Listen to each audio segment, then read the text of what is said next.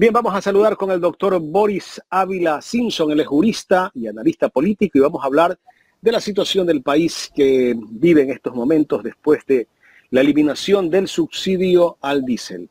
¿Cómo le va, doctor Boris Ávila? Gracias por acompañarnos aquí en Ecuador en directo. Bienvenido en medio de toda esta crisis que vive el Ecuador. Muy buenos días. Hola, Carlita. Hola, mi estimadísimo Jaime. Gracias por la invitación. La crisis que vivimos desde hace 8 años, todos los días es de levantarse a ver el sainete, a ver con qué nos encontramos, a ver qué barbaridad nos toca enfrentar ahora.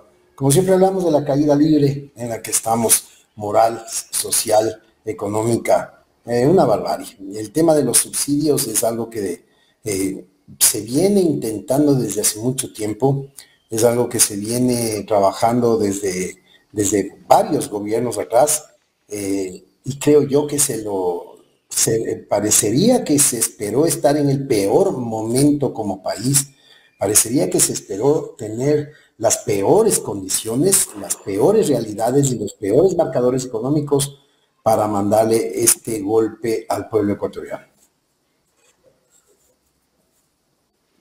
Carlita.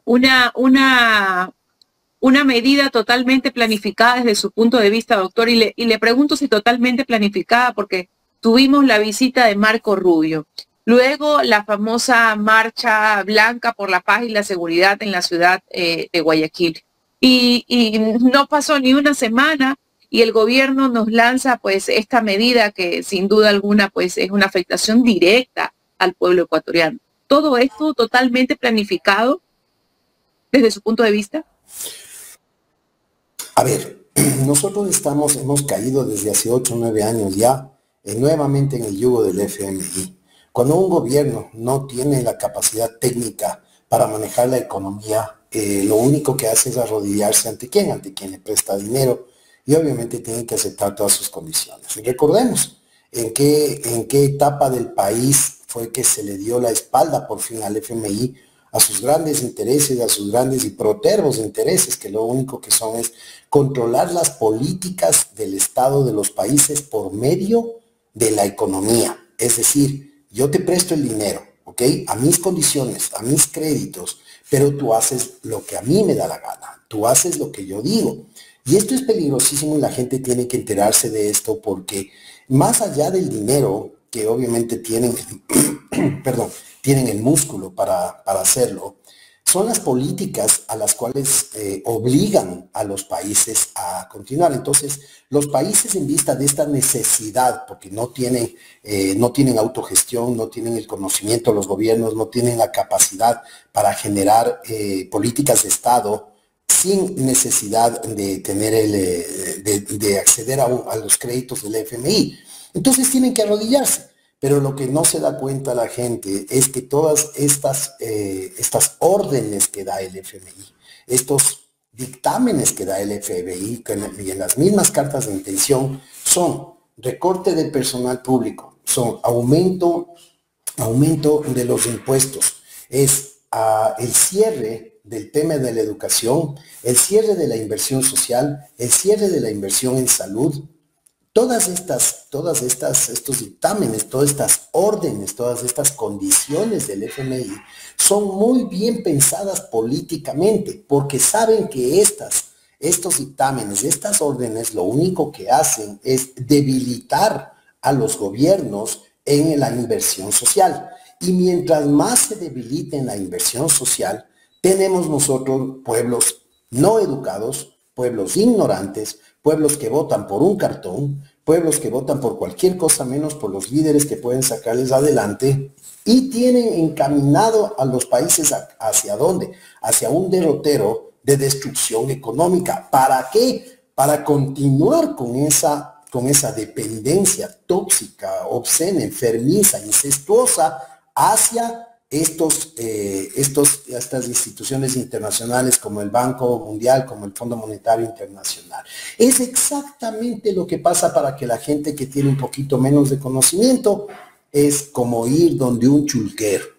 Exactamente igual. Es como ir donde un cuota cuota, no, ya iba a decir cuota fácil, un gota diaria, los famosos de esta gente que presta dinero a intereses extremadamente altos, impagables, ¿ya? ¿Y qué es lo que sucede? La señora de la tienda va y pide $100, ¿no es cierto? Ya a la semana ya le cae la moto diciéndole que está debiendo, pues, 50 dólares. Solo en interés. Entonces, bueno, paga los $50 y la siguiente semana resulta que vuelve a pagar esos $50 y al mes ya se hicieron $200 solo en intereses. Y créanme, yo no soy economista, pero he oído a muchos economistas realmente de altísima validez. Y no hay que ser un genio, pues no, para darse cuenta tampoco de las realidades económicas de las condiciones de los préstamos. Entonces, para acabar con el ejemplo y que la gente entienda bien, exactamente, para aterrizarle a la gente y que pueda entender de manera coloquial qué es lo que sucede. No solo son los $50 de interés, que eso es chulco puro y duro, ¿no es cierto? Eso hacen los bancos, eso hacen estas instituciones y listo. Pero yo le pongo de condición a la señora. Yo le pongo de condición a la persona que pide el préstamo. Para prestarte y encima cobrarte esos intereses, tú vas a tener que hacer que, voy a poner un ejemplo, que tu hijo me lave el carro, que tú que yo pueda venir aquí y consumir lo que yo quiera de la tienda cuando me dé la gana. Yo te voy a poner de concesión cosas que realmente van a ir en peor deterioro del pequeño negocio de esta persona. Entonces ya no solo es el dinero, eso es lo que debemos entender. Que me someten, doctor, pues, ¿no? Y que me someten. Exactamente. Entonces tú me vas a obedecer en lo que yo te diga, tú me vas a organizar una fiesta tal día, yo puedo un montón de cosas que no se me ocurren ahorita, pero que son importantes para el ejemplo. ¿Cuál es el ejemplo? De que no es solo el dinero.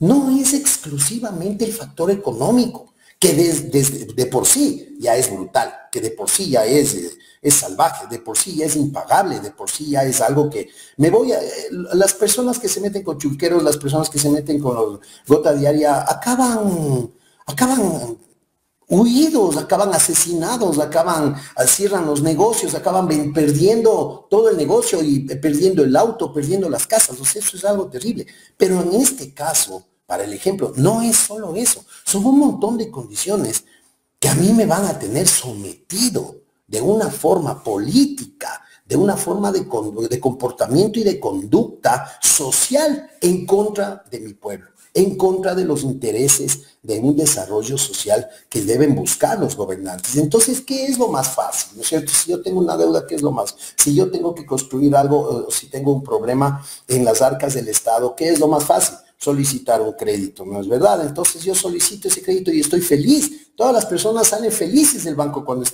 cuando les aprueban un crédito, ¿no es verdad? O sea, hasta se hace una fiesta porque me aprobaron el crédito.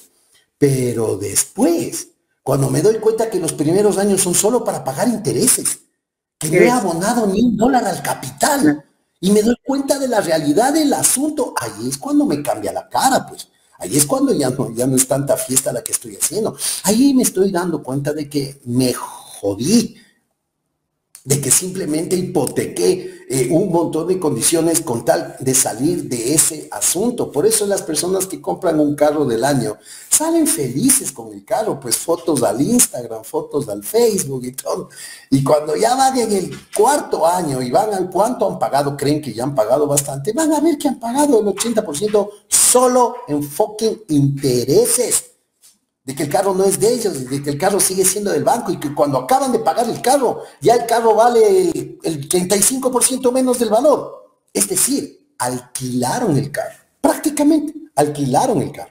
Pero estas condiciones que se nos otorgan a nosotros son condiciones netamente de política neoliberal, de política capitalista, en donde todos nosotros nos volvemos un simple engranaje, el simple engranaje en el cual trabajamos 10 horas diarias, nos esforzamos de toda la manera y continuamos en la misma situación económica. No vemos ningún progreso, seguimos siendo, después de 5, 10, 15, 20 años de trabajo, lo único que hemos hecho es comer, transportarnos para ir a trabajar y más o menos vestirnos un poquito por ahí. Entonces, ¿cuál es el problema de esto? Que nosotros debemos trasladar y debemos entender, cuando nosotros oímos FMI, nosotros debemos entrar en pánico, porque no es solamente el tema económico que digo yo, desde ya es brutal, desde ya es impagable, y de ahí que vamos a la tercera parte de la explicación, sino que son las condiciones políticas o que nos obligan, son este tipo de imposiciones que son completamente determinadas, direccionadas, muy bien pensadas para mantener a los pueblos en la ignorancia, en la escasez, en la ignominia, para poder dominarnos, para poder ponernos los candidatos que ellos necesitan que estén, para poder ponernos las autoridades que ellos necesitan que estén, para poder manejarnos políticamente. El fin es realmente político. El fin es simplemente tenernos como el patio trasero. El fin es tenernos dormiditos, endeudados y jodidos, esperando pagar créditos prácticamente impagables y sin poder tener independencia democrática, sin poder tener absolutamente ninguna presencia, como la que tuvimos en 10 años que no nos endeudamos con esto, si se les mandó sacando aquí a los embajadoras altaneras y pudimos tener independencia. ¿Por qué? Porque no les debíamos, pues porque habíamos renegociado, porque habíamos declarado ilegales, deudas que sí en verdad eran ilegales, a más de inmorales. Entonces esa independencia ideológica, eso es lo que les hace correr, eso es lo que les hace tener miedo, eso es lo que les tiene así, decir, a ver, ¿cómo así? Si tú eres esclavo nuestro, y nosotros, ¿cómo así esclavo si no te debo? ¿Ya? Y si quieres que te pague, te voy a pagar bajo estas condiciones si es que quiere, y si no, nos bajamos. Eso es independencia democrática, eso es una revolución en el pensamiento, en el marco mental que nosotros deberíamos tener. Pero ¿qué pasó? Volvimos con la traición de Moreno, volvimos a caer en las mismas recetas malditas de siempre, en las mismas recetas de los ignorantes, de los profundamente desconocedores, por no decir estúpidos, que lo que primero hacen es ir a rogarle al Fondo Monetario por plata. ¿Para qué? Para que con ese dinero ni siquiera es que se fuera a inversión pública, porque bueno, por último, ya, ok, cogí el préstamo, construí carreteras, construí hospitales, me fui al tema de la salud y me fui al tema de la educación.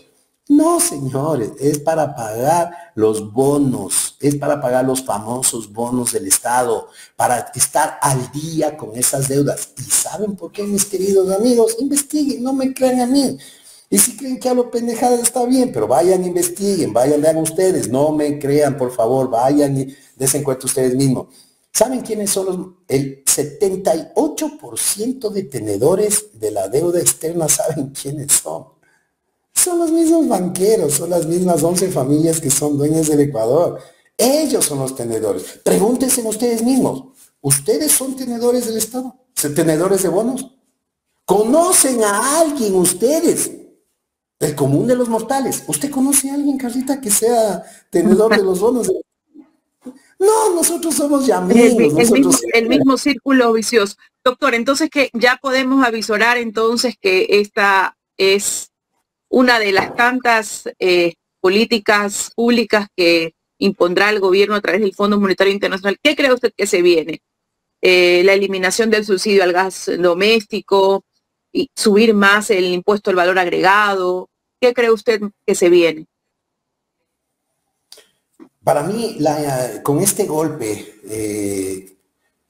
que lo preocupante es, Carlita, que lo que siempre decimos aquí, por lo menos lo que yo sostengo, es que aquí no pasa nada, ¿me entiendes? No pasa nada. Esperábamos más, ¿no? Esperábamos mucho más con esta medida. Teníamos la esperanza, al menos, de que el pueblo despierte de otra manera. Teníamos esperanza un poco más también de ver a líderes sociales, pero el león dormido. Yo no sé, pues, Carlita, yo le admiro que usted siga pensando que hay un león dormido. Yo ya no creo en eso. León era en mis épocas, pues, ¿no es cierto? León era cuando ni bien querían subir 15 centavos de Sucre, el pasaje, ya ves que el Mejía, Montúfar, Montalvo, Aguirre, Abad, todo, se caía el mundo y los gobiernos se les hacía así, ya, solo subiendo el pasaje. Aquí nos subieron el IVA al 3%. Y en Ambato salieron a celebrar. En Ambato salieron a hacer vaca loca, hicieron gincanas, se reunieron para hacer parrilladas, celebrando la subida del 3% del IVA. Entonces, ya no va a pasar nada, doctor. Nada, absoluto, pero ya no pasó nada, Carlita, ya les cogen a los... Entonces, ok, a ver, entonces, montémonos en la realidad, ¿no? No subieron el IVA, efectivamente sí, ya quitaron el subsidio al diésel, de hecho el tema de la gasolina ya hace rato también que lo pusieron al precio internacional, van a privatizar el seguro, la gente no va a decir absolutamente nada, no va a haber inversión en educación, en salud, van a despedir a personal, no va a pasar nada, aquí cada quien vea qué hace, tierra de nadie, usted vea cómo come, cómo vive, el que puede sobrevive, el que no se echa a morir y el que puede coger su maletita e irse, que se vaya. Aquí no va a pasar nada. Usted lo que me está tratando de decir es que en este país la gente está ya no dormida, está, no sé, pues en modo inconsciencia. No quiero decir que la gente ha fenecido, pero digamos que ya, no sé, pues está en coma. No hay esperanza, Carlita, mientras un pueblo esté sometido, mientras un esclavo sea feliz de ser esclavo. Dígame una cosa, ¿qué esperanza hay? ¿Qué esperanza hay cuando un esclavo que le pegan, le golpean, le ultrajan, le hacen trabajar 20 horas, le lanzan un pan con un vaso de agua diariamente para que coma? Y cuando le van a atacar al amo, el esclavo sale en defensa del amo. Dígame, y cuando la economía ya no circule, doctor, ya cuando efectivamente ya no se pueda más, cuando ya hay florindo, como usted bien lo llama, y con esa analogía que nos hace, cuando ese florindo de verdad ya no tenga para comer, cuando sus hijos no puedan ir a estudiar, cuando la esposa haya salido del trabajo, cuando no le alcance para pagar la hipoteca de la casa, o cuando se quede sin trabajo y como van a vender la cartera, lo que haga el nuevo banco es decirle, hey, usted ya me debe 3 meses, deme la casa que ya no le pertenece. ¿Usted cree que aún así la gente va a seguir aplaudiendo? Porque quizás aún siento o parecería que la gente no ha tocado fondo. Es la impresión que a mí me da. Parece que aún les falta por tocar el fondo. A ver, Carlita, usted está refiriéndose a esa circunstancia a futuro y yo discrepo con eso. Eso ya está pasando. Eso ya está pasando. O teníamos antes vacunas, o teníamos tanta extorsión, o teníamos tanto asesinato, o teníamos cosas que ya nos hemos vuelto tan indolentes que es como ver un resumen del campeonato nacional, ver los goles en la televisión, es ver los asesinatos, es ver los secuestros, las extorsiones, las bombas. Ya no pasa, ya estamos viviendo eso hace rato. Ya el florindo común y corriente ya está en la lona, porque el florindo encima tiene una gran característica, el 99% son chiros, ya recontra chiros. Pero el problema es que está en el alma, sembrado ese asqueroso, miserable y repugnante odio sembrado por la prensa corrupta, por los medios de comunicación corruptos, que lo han adoctrinado y lo han convencido a perpetuidad. Y ahorita se está viendo, en este momento se está viendo la realidad de los famosos comentarios que son miles de millones. Podemos estar en la calle, debajo de un puente, desnudos, sin tener que comer, pero que no vuelva a Correa. Entonces eso se está cumpliendo. Al florindo se le está cumpliendo su sueño. Entonces, ¿qué es lo que le toca hacer? Irse por el Darién y emigrar. O le toca, porque nos hemos vuelto un país de, entre comillas, ¿no?, de emprendedores. Entonces yo pregunto, de esos 5,000 empleados públicos que votaron, que es el primer tortazo nada más, ¿no? El primer tortazo, que fue una medición. Porque con 5,000 empleados, bueno, afuera de la calle, yo me esperaría, o sea, mi lógica me da. Y siempre digo, creo que soy el ser más ilógico que tiene exposición en entrevistas y en redes, porque según mi lógica, yo creería que de esos 5,000, 4,500 hubieran estado en la calle, ¿no es cierto? Reunidos en un parque, reunidos en una plaza, gritando y exigiendo sus derechos. Cri, cri, cri, cri. Nadie reclamó nada. ¿Qué tenemos después de eso? Cientos de emprendimientos, pues no les queda más, a duras penas una panadería, o vender ropa de Shein por redes, o OnlyFans, o quién sabe cuántos emprendimientos les toca hacer, porque van a tener que seguir comiendo, pues no es cierto, van a tener que seguir pagando el arriendo, van a tener que seguir alimentando a sus familias.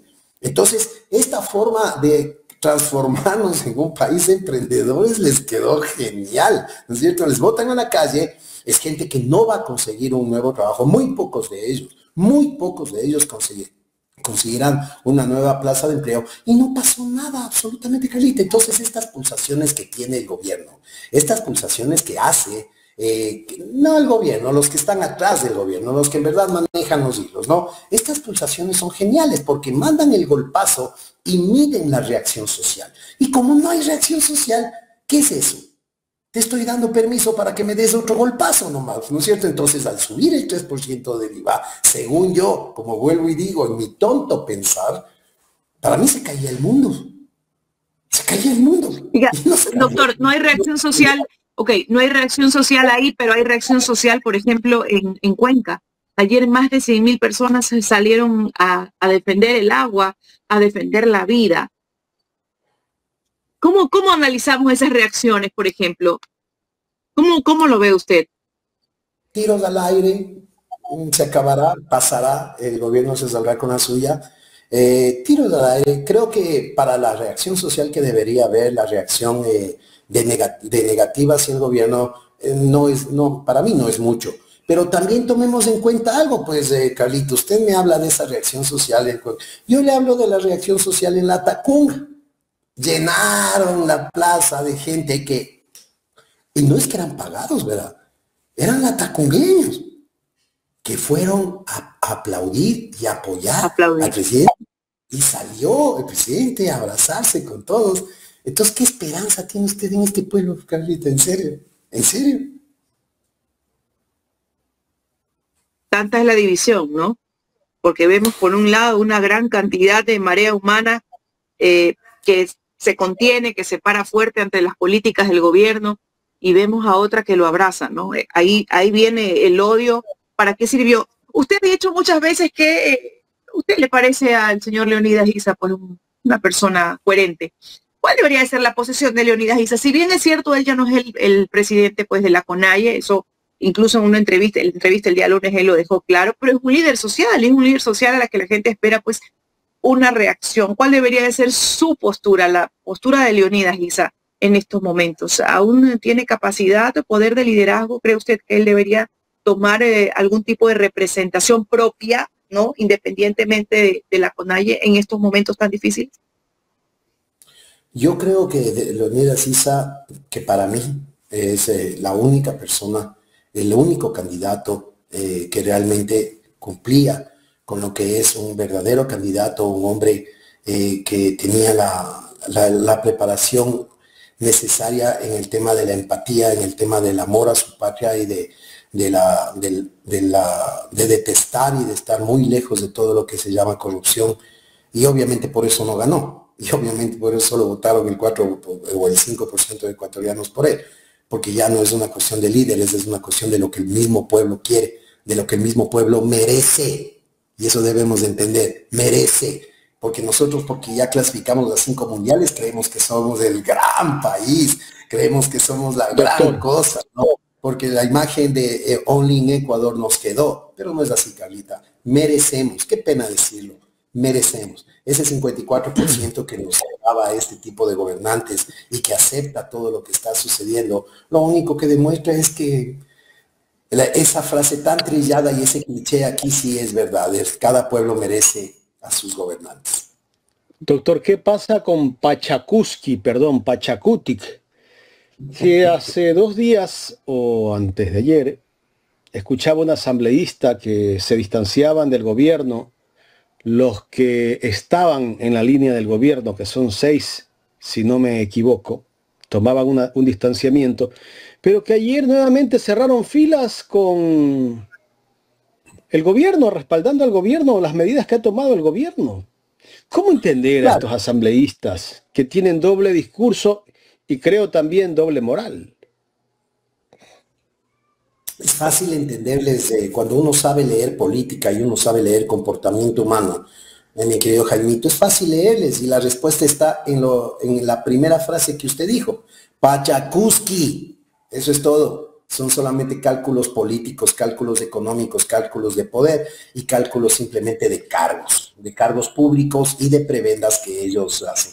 Esa expulsión a esos asambleístas por haber votado como a favor del gobierno y cosas de esas, son actos populistas, calculados nada más, porque en el fondo ellos siguen apoyando al gobierno. Ese es un partido que sigue apoyando al gobierno.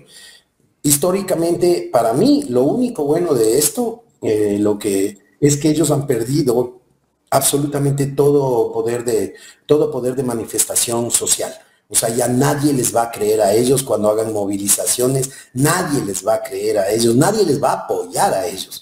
Ellos solitos han hundido un movimiento que pudo haber sido y que ha sido históricamente un movimiento que se ha hecho sentir de tal forma que incluso han caído gobiernos. Hoy por hoy ya solamente son otra vedette más de este sainete y de esta farra neoliberal, nada más. Son solamente piezas comprables, son solamente piezas móviles, son solamente piezas que responden a sus propios intereses. Cuando me hizo Carlita la pregunta que quisiera acabar de contestarle, ¿qué debería hacer el ingeniero Isa? No la acabé de contestar. Yo soy partícipe de lo mismo que he dicho sobre el economista Correa, sobre el gran economista Correa. Empezar de nuevo, empezar de cero. Regálenles el partido, regálenles ese cuerpo cancerígeno y podrido que ya no sirve absolutamente para nada que sea moral, para nada que sea empático, para nada que sea solidario, para nada que tenga valor en la sociedad. Regálenles, desen la vuelta, empecemos de nuevo, empecemos en una esquina, empecemos recogiendo firmas, perderemos, no seremos nadie, no importa.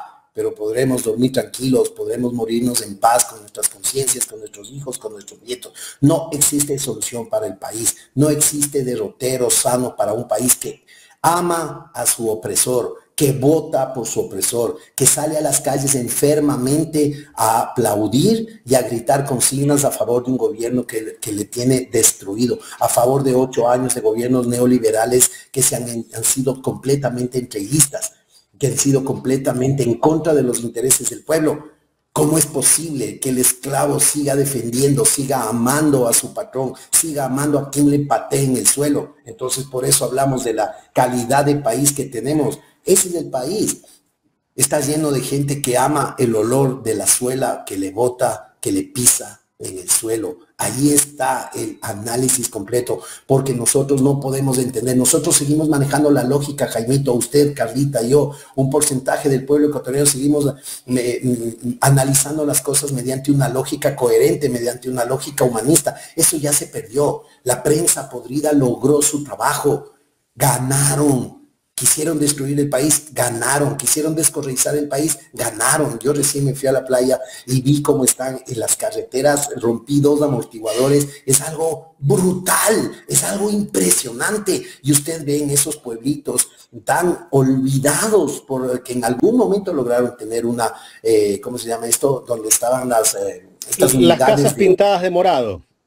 Sí, exacto. Esas unidades de policía que antes con orgullo uno pasaba y veía ahí bonito, bien puesto, con armas, con todas las condiciones de estos UPCs, los UPCs, ahora están pero en completa y absoluta ruina y están poblados por gente que se mete a dormir ahí.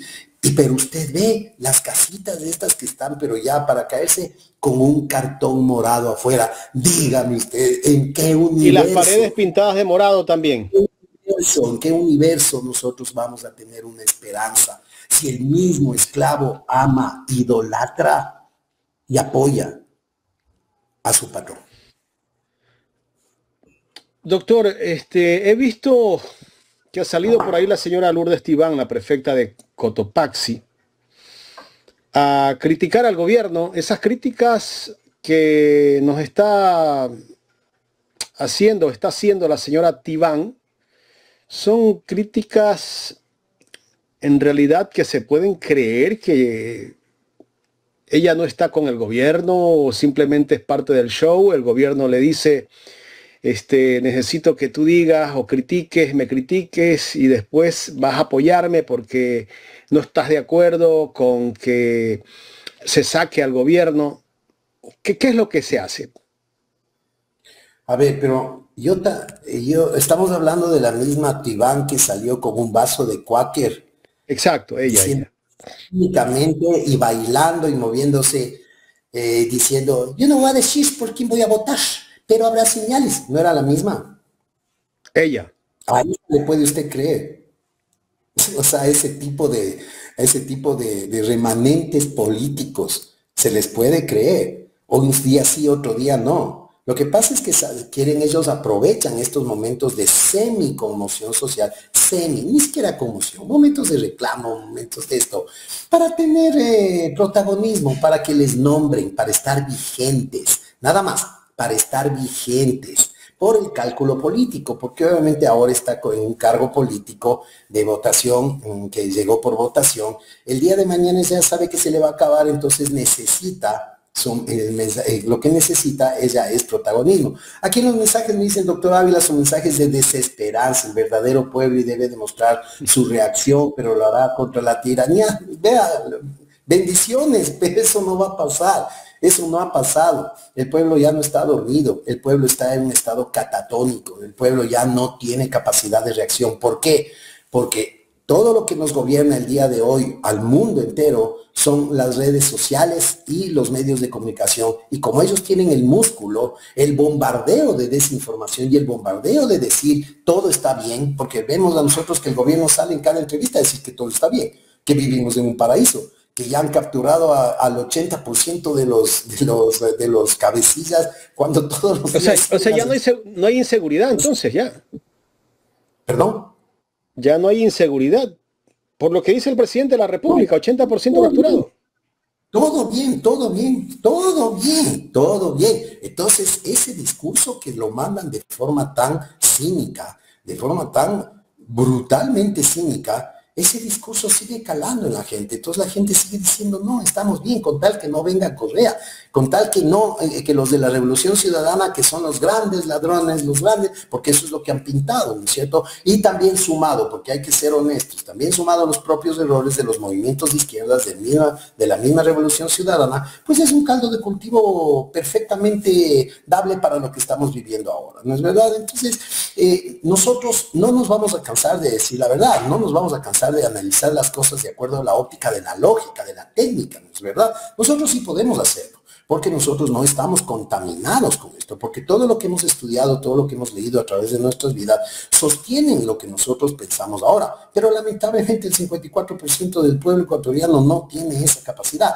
solamente son receptores y reaccionan a estímulos como los que les da la prensa corrupta, como los que les da ver a el trío de enanos, Nostroza, que ya salieron a defender un montón el tema de la subida del diésel. Yo creo que esto de la subida del diésel, yo creo que ha sido analizado durante muchos años, porque sí es verdad que es un subsidio sumamente alto, pero si este subsidio hubiera sido controlado en sus dos grandes falencias que hay que reconocerlas, que son en el contrabando y en una focalización verdadera, ¿no es verdad? Porque todos sabemos que es un negocio multimillonario el tema del contrabando del diésel, porque en verdad el diésel cuesta más casi $5 en Colombia y también en Perú, entonces sí es un negocio sucio, es un negocio ilegal, pero completamente rentable.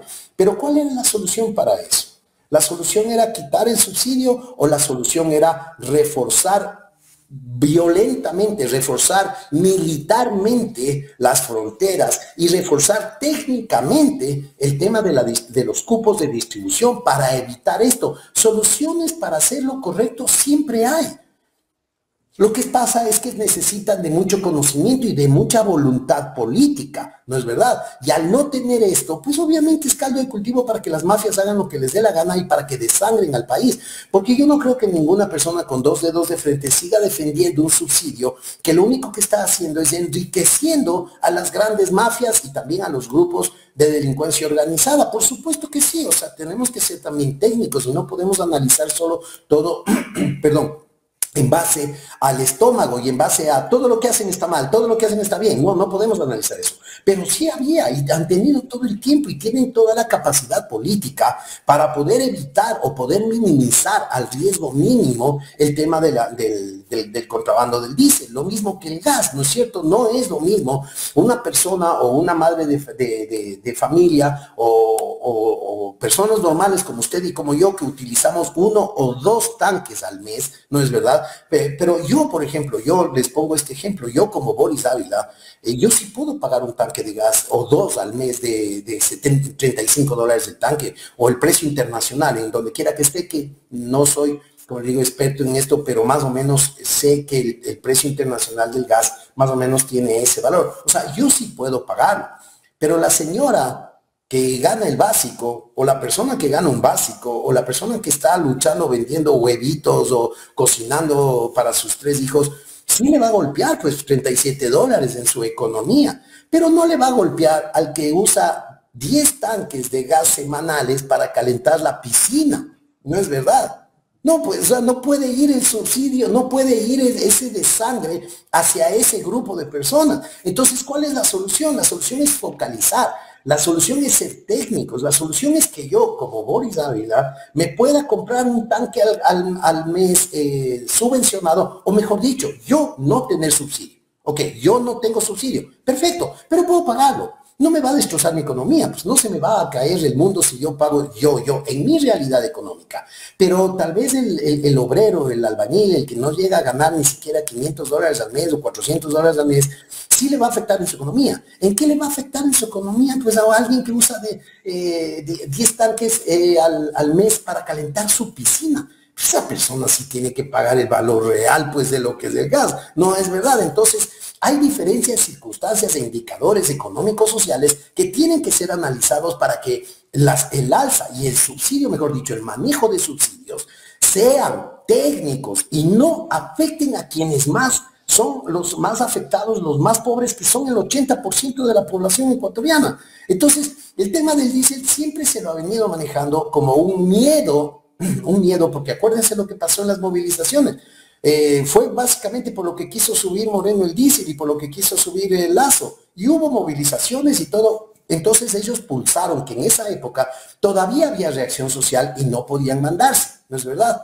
Pero ahora, al no tener ninguna reacción social, ninguna reacción de la academia, ninguna reacción de los gremios, con una asamblea venida completamente a menos, con una asamblea en la que tienen la mayoría para que pase absolutamente todo, entonces ya lo mandan, porque sí, en verdad necesitan plata desesperadamente, pero no para la salud.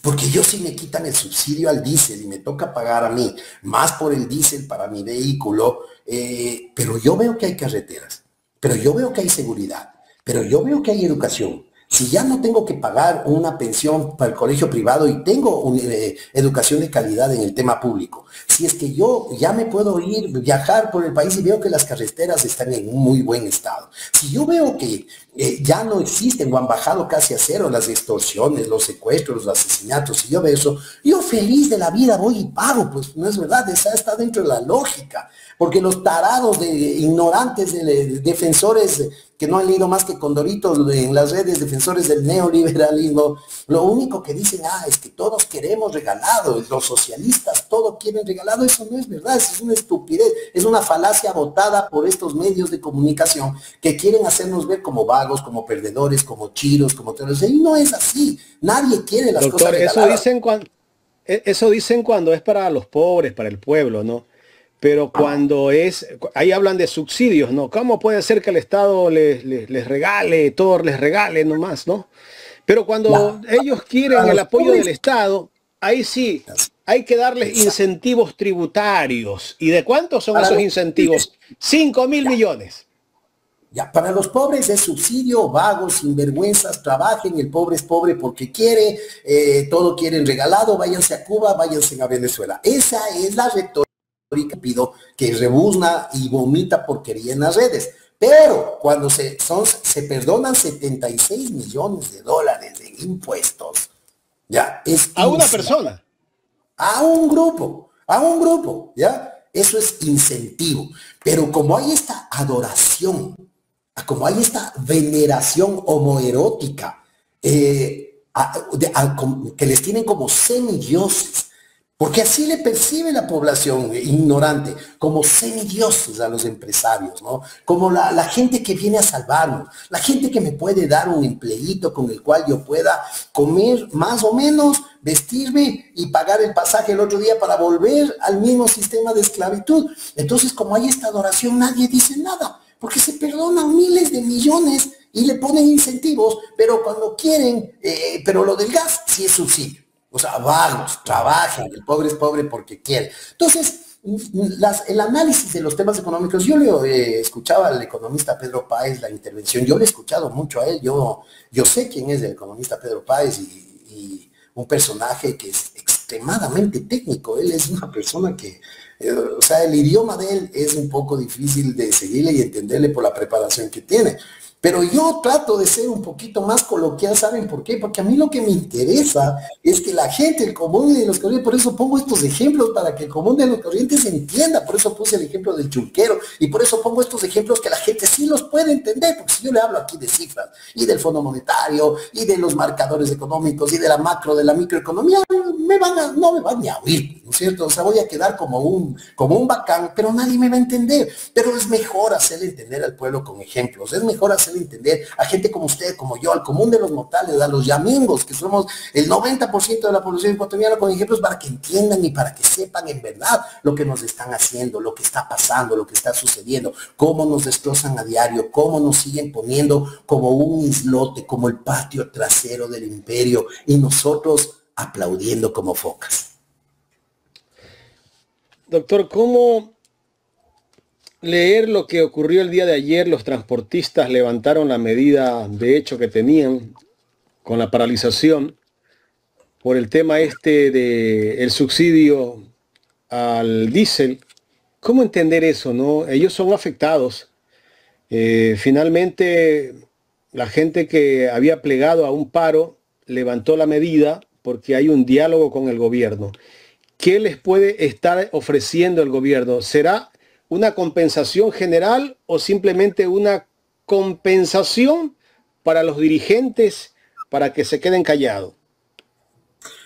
La receta es fácil, la receta es simple, entonces corta la cabeza y el cuerpo deja de moverse, ¿no es verdad? Entonces, ¿con quién hay que negociar? Con los dirigentes. Entonces los dirigentes dicen, no, es que ya nos van a dar compensaciones entre gallos y medianoche, porque ni siquiera están claras las compensaciones. Yo le garantizo, no existe un solo transportista que puede escribir aquí y decir, a ver, nos van a dar tanto por cada kilómetro, nos van a dar tanto cada día, nos van a dar tanto semanalmente, nos van a dar tanto por tanqueada, el cupo es de tal. No existe eso. Existe simplemente nos van a dar compensaciones, entonces nosotros ya levantamos el paro. Porque obviamente los paros son un tema que el gobierno sabe que son sumamente graves y que obviamente pues crean caos y crean... Esto será como, yo te ofrezco y busca quien te dé. Lo que ha sucedido siempre. Entonces luego de 3 meses, después volverán a salir y decir, el gobierno no nos ha cumplido, y vendrán los medios de comunicación y ahora sí, y luego... Después la noticia al día siguiente será, el gobierno se reunió ya con los transportistas y ya tenemos solución al tema, siendo que todos sabemos lo que se maneja en esas reuniones y qué es lo que los dirigentes recaban para sí. Entonces eso lo sabemos, no podemos probarlo, por eso no podemos acusar directamente ni decir directamente, pero si es que camina como pato, huele como pato y se ve como pato, ¿qué es? Es pato, pues. Pato. Entonces, eso se maneja siempre de la misma manera. Oiga, y lo de ayer en la asamblea, todo ese show que montaron, ¿eso fue como para tratar de distraer a la gente o en realidad ese no era un show? A ver, para que el gobierno o los que manejan al gobierno... Porque salió la señora Urresta a decir, me dijeron tuerta de mierda. O sea, recordar cosas que ni siquiera hemos visto todavía. Ella dice que le han dicho así. Sí, básicamente. O sea, es la parte del show, esa es la parte para la cual fueron contratados, esa es la parte por la cual son asalariados, esa es la parte porque se siguen manteniendo sus cargos con la esperanza de tener mejores cargos Entonces, ya conocemos el show, o sea, no es nada nuevo. Gritan, se mandan al cebo, se dicen unas cosas los unos, otras cosas los otros, pero ustedes creen que el gobierno, o los que manejan el gobierno, porque ellos son los que hay que saber quiénes son los que manejan el gobierno, en realidad, ¿creen que no visualizaron ellos que iban a tener los 77 votos que necesitaban? No son pendejos, pues ellos saben exactamente y lo mandaron porque puede haber la discusión, puede haber el relajo. Es como en mi casa, aquí pueden discutir, pueden decir lo que sea, pueden argumentar, aquí se hace lo que a mí me da la gana, punto. Porque yo digo, pues yo soy el que pago las cuentas, pues no es cierto, yo te pago la universidad, el cargo es mío, pues no es cierto. Entonces sí o no, aquí se hace lo que a mí me da la gana. Y eso es exactamente lo que sucede. Y eso es lo que pasa en la asamblea y es lo que seguirá pasando durante estos 4 años, doctor, porque básicamente no vamos a ver una asamblea con un debate a la altura, discutiendo criterios, posiciones. Los asambleístas de ADN simplemente van a levantar la mano y aplaudir a las disposiciones de su patrón. No hay un solo asambleísta que saque la cara dentro de Acción Democrática Nacional. No, lo que pasa es que para mí es vergonzoso ser asambleísta porque, y cuando me han dicho, cuando me han invitado colectivos a proponerme eso, yo me he reído porque digo, o sea, me están ofendiendo, o sea, gracias, pero no gracias, o sea, ser parte del show barato, mediático y saber que mi voto está condicionado y saber que estoy hablando con una caterva de ignorantes que no han leído absolutamente nada más que la revista Cosas, con Dorito y la revista Diners, entonces ¿por qué? Porque la calidad de asambleístas, como ustedes saben, el único requisito para ser asambleísta es respirar, nada más, o sea, si usted respira, ya, adentro, venga, no hay un nivel, no hay unos requisitos, unas exigencias que yo siempre he dicho, cambiaría todo si para ser asambleísta usted tenga que comprobar por lo menos 10 años de trabajo social, de trabajo comunitario, tener título de 4º nivel, haber escrito un libro, tener presencia social, tener apoyo real de movimientos políticos, haber trascendido en la función privada o en la función pública, tener excelencia y tener honradez comprobada, visible y evidente sobre los actos de la vida. Ahí sería diferente, pues ahí no tendríamos pendejos de 19 años que hacen lo que hacen, ahí no tendríamos gente que ha dicho resolvido, ahí no estaríamos hablando del planeta Sol, ¿no es verdad? Tendríamos una asamblea que en verdad se preste al debate y que ese debate sea capaz de cambiar las condiciones sociales y que ese debate sea tan profundo y de tanta altura que en realidad haya una incógnita de qué es lo que va a pasar. Pero ya sabemos, si tienen los 77 votos, ¿para qué sirve el debate? Eso solamente para nada. Doctor. Eso es solamente pirotecnia política, es show político, para que las cámaras me tomen en mis intervenciones que encima más leen. ¿Ustedes creen que el doctor Carlos Julio Arosemena leía? ¿Ustedes creen que el doctor René Mollé leía? ¿Ustedes creen que el doctor Rodrigo Borja leía? No, pues, pero estos van y leen lo que los asesores les dan escribiendo y encima leen mal. Entonces, con ese nivel, eso no es asamblea, eso es simplemente una tramitología política para hacer lo que a mí me da la gana. Doctor, hablando de asambleístas, la Corte Constitucional le dijo sí a quitar el financiamiento a los partidos políticos dentro de la consulta, pero le dijo no a la reducción de asambleístas. ¿Cómo ve usted esa posición de la Corte Constitucional? A ver, la reducción de asambleístas es algo también, como prácticamente todo lo que sucede en este país, mediático. Entonces, como todo mundo les tacha de vagos, que ganan $5,000 sin hacer nada, que cuesta $14,000 mantener un asambleísta, y ven la calidad de asambleísta, ¿cuál es el posicionamiento dentro de la población de lo que es un asambleísta? Es que lo que es, no en verdad un vago. Pero, ¿cuál es el problema de esto? ¿Ya? Entonces dice, reduzcamos. Entonces la gente, bravo, aplaude, ¿no? Sí, bravo, reduzcamos los asambleístas. ¿Cuánto se van a evitar reduciendo el 30% de asambleístas? ¿Cuál es el ahorro? Estamos hablando de $600,000 al año, que en el presupuesto general del Estado no es absolutamente nada, ¿no es verdad? Y ahí hay un problema político sumamente grave ahí, que se quita representación a población y comunidades que realmente necesitan representación. Entonces, no es que le van a quitar la representación a Quito o a Guayaquil o las provincias fuertes, sino que le van a quitar representación a provincias profundamente olvidadas, que incluso con esta pequeña representación no tienen nada, peor sin representación. ¿Y qué va a pasar con los Pachacuski si es que se aprueba esta pregunta?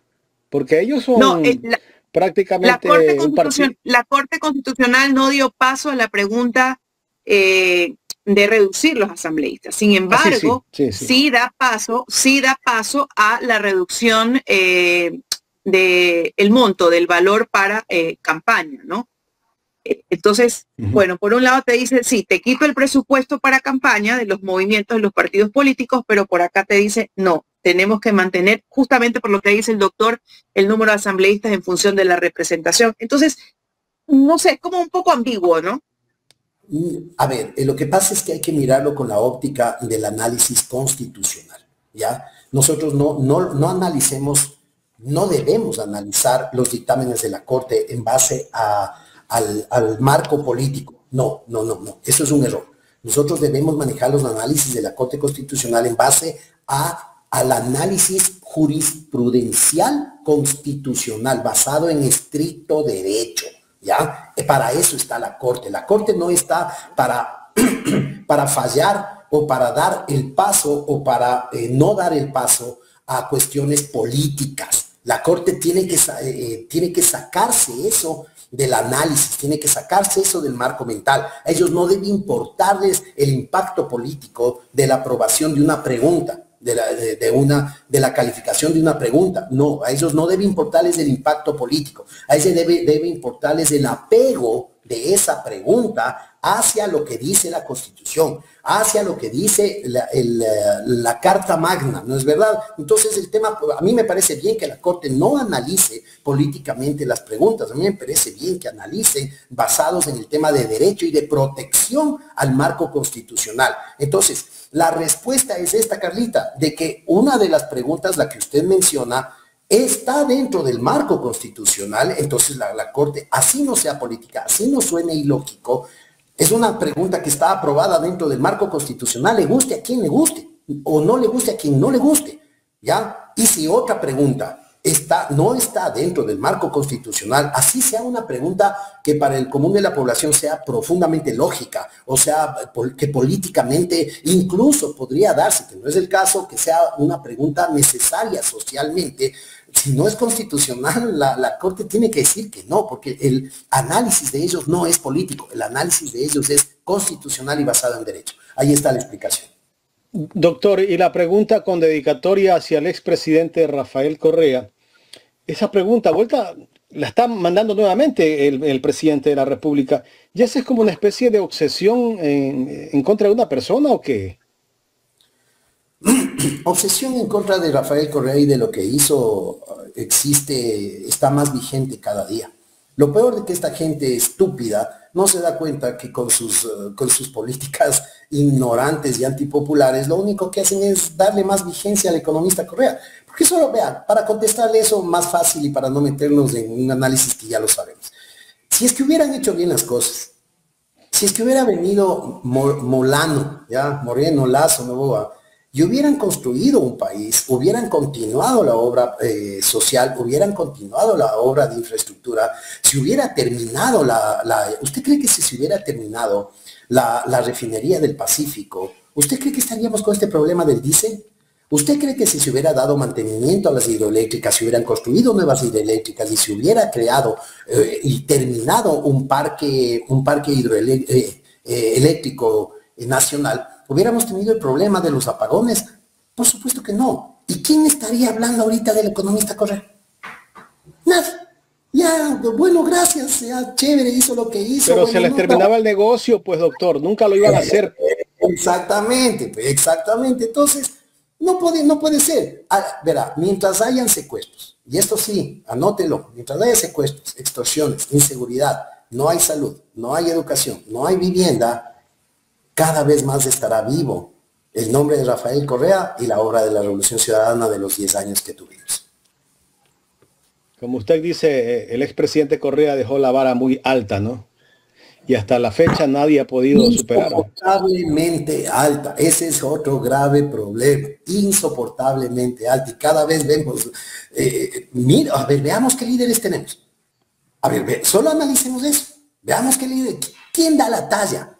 ¿Quién da una talla nacional de ese nivel? ¿Ya? Y la gente dice, ay, eres correísta, soy alfarista, pero no voy a dejar de reconocer la obra trascendental más allá de la infraestructura, porque la obra, el análisis no puede ser por las carreteras, que también entran, ¿no? Las hidroeléctricas, no. El impacto en la mentalidad ecuatoriana, el impacto que se dejó de autoestima, de país, de en verdad creérnosla, de en verdad regresar a ver y decir, por fin, no porque ya tengo una escuelita o porque, no, es la autoestima del amor, del valor hacia una patria que no me está expulsando, que no me está obligando a emigrar, que no me está obligando a que mis hijos tengan un futuro de mierda, no.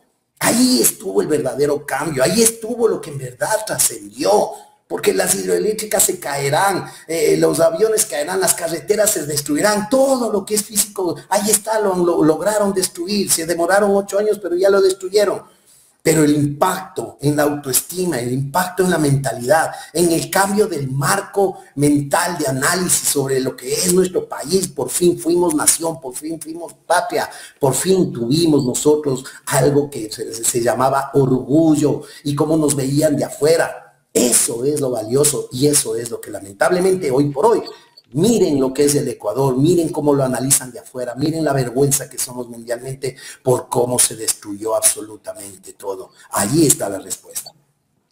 Doctor, a Correa le está pasando lo mismo que vivió Alfaro en su época cuando fue presidente de la República, ¿no? La persecución y todo. Y después de muchos años, muchas décadas, el país reconoce la gran labor de Alfaro. ¿Pasará lo mismo con Correa? Ya pasó, ya está, o sea, incluso... ¿Los florindos en algún momento reconocerán los florindos la obra de Correa? No, el florindismo es una enfermedad incurable. El florindismo solo se cura leyendo, siendo empático con los seres humanos y siendo solidarios. El florindismo solo se cura con la lectura de un evangelio. Ahí se cura el florindismo. Y el florindo idiota lo único que quiere es...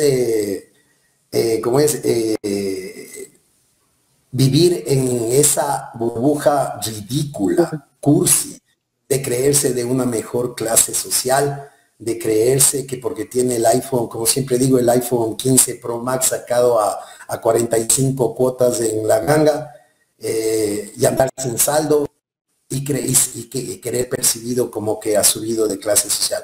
Es enfermedades del alma. Son desplazados. Y no se cura, no tiene cura. La cura es reconociendo el error, leyendo, porque cuando uno lee es donde uno encuentra las respuestas, cuando uno lee es donde uno encuentra que ha estado equivocado. Y mire cómo es posible, latinos, afroamericanos, gente que el personaje que recién tristemente y desgraciadamente fue asesinado, porque eso no se puede fijar de ninguna manera, viste, al que se alegre por eso también es otro imbécil, parte del problema, también es parte del problema, pero este personaje era apoyado, él hablaba, no fue racista, porque están los postulados, no lo juzgo, ahí está, ¿no es cierto? Hay que sacar los venezolanos, los colombianos, los chilenos, sacarlos de ese país. ¿Y qué postulado es? Ese es un postulado xenófobo, ¿no es cierto? Hay que defender el porte de armas, aunque haya muertos, son solamente víctimas colaterales, y para defender la segunda inmigración. ¿Qué postulado es ese? Ese postulado fascista, ¿no es verdad? Y basta pero hay latinos que lo defienden, hay afroamericanos que los defienden, hay migrantes lo defienden. Migrantes que hoy por hoy solamente porque según ellos tocaron el cielo y ya el pasaporte azul, ya se unen a esos lados, como que han cambiado de raza, como que han cambiado se les han puesto los ojos azules o les ha salido pelo rubio o algo así. O sea, es una barbarie intelectual y cultural que vivimos a nivel mundial. Doctor, queremos agradecerle por el tiempo brindado para este análisis. Muchísimas gracias, doctor Boris Ávila. Una pregunta, ¿cómo es posible que los socialistas vayan al imperio? ¿Cómo es posible? Seguramente estamos crítica. Seguramente estamos críticas. Pero bueno, es una invitación de los hermanos migrantes de acá, doctor Boris Ávila. Pero si tiene Cuba, Venezuela, ¿cómo es posible? Así son, ¿no? Así. Un abrazo, Carlita, bendiciones, que tengan un lindo, se lo merece. Un abrazo, doctor, y siempre es bueno escuchar que nos haga poner los pies en la tierra, ¿no? Porque a veces soñamos con que viene el cambio y de repente nos damos nuevamente contra el cemento cuando vemos que el pueblo no reacciona. Él no reacciona. Así es. Un abrazo enorme, bendiciones. Gracias, doctor Boris Ávila Simpson, jurista y analista político, hablando de la realidad del Ecuador, la situación que está viviendo el país. Bueno, se vuelve más crítica, estas medidas que van a afectar mucho más a gente del de a pie. Por ahí viendo un tuit del señor Vera que dice que estas medidas no afectan a los pobres, porque dice que el pobre anda a caballo, no anda. ¿Hasta dónde este tipo no? ¿Cómo denigra a la gente del pueblo? Qué terrible.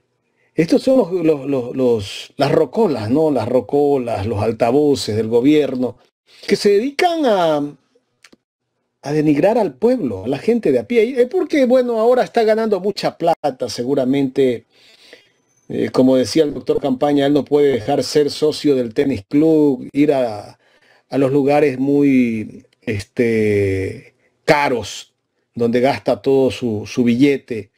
Y en este momento, por eso es que él tiene esa postura de defender a como dé lugar al gobierno de Daniel. Claro, si está recibiendo como 10 pautas, facturando bien, entonces él tiene que hacerlo, porque tiene que defender su realidad económica que vive en este momento. Por eso pone el pecho a las balas.